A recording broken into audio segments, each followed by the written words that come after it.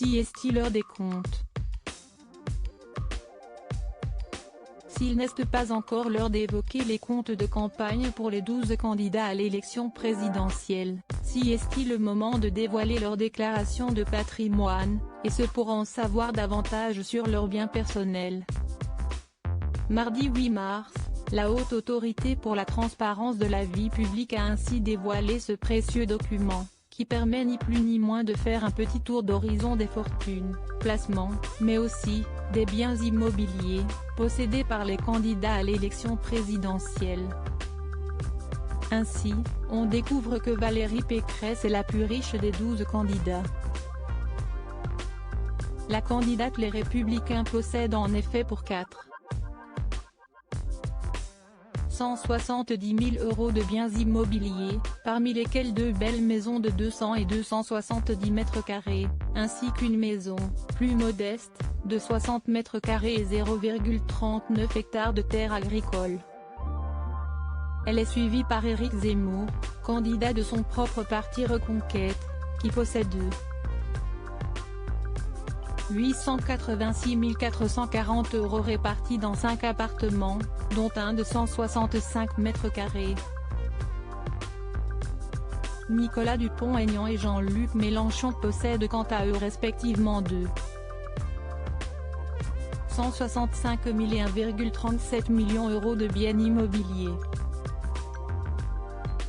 Tous n'ont cependant pas investi dans la pierre, puisque Yannick Jadot, Philippe Poutou et Emmanuel Macron ne possèdent aucun bien immobilier, la villa du Touquet de ce dernier étant un héritage des parents de Brigitte Macron. Quel candidat a le plus de comptes en banque? Toutefois, si l'actuel président de la République et candidat à sa réélection, ne possède ni appartement ni maison, il est celui qui possède le plus de comptes en banque. On en recense ainsi 6 en son nom, 4 autres étant sans doute au nom de son épouse, pour un total de plus de 450 000 € placés. Les autres candidats eux, disposent d'au moins 3 comptes en banque, 5, en son nom, pour un total de près de 100 000 € pour Jean-Luc Mélenchon, 5 aussi pour près de 120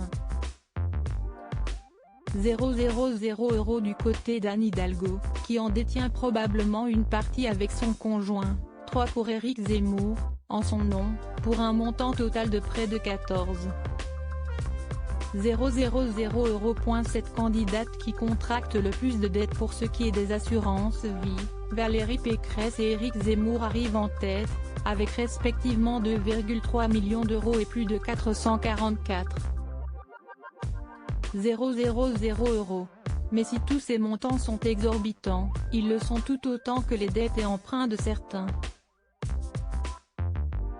Ainsi, on découvre que outre Marine Le Pen et son prêt hongrois de 10,7 millions € pour financer sa campagne, Valérie Pécresse doit, par exemple, 984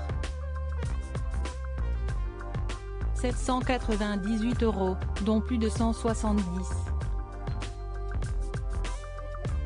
000 € au trésor public pour le paiement solde d'impôts et prélèvements sociaux sur revenus 2020. Jean Lassalle cumule 5 emprunts, ce qui représente en tout 202 632 €, tandis que Éric Zemmour en compte 4, pour un total de 633 329 €. À l'inverse, ni Nathalie Arthaud, ni Philippe Poutou, ni Yannick Jadot n'ont d'emprunt à leur nom. Loading widget.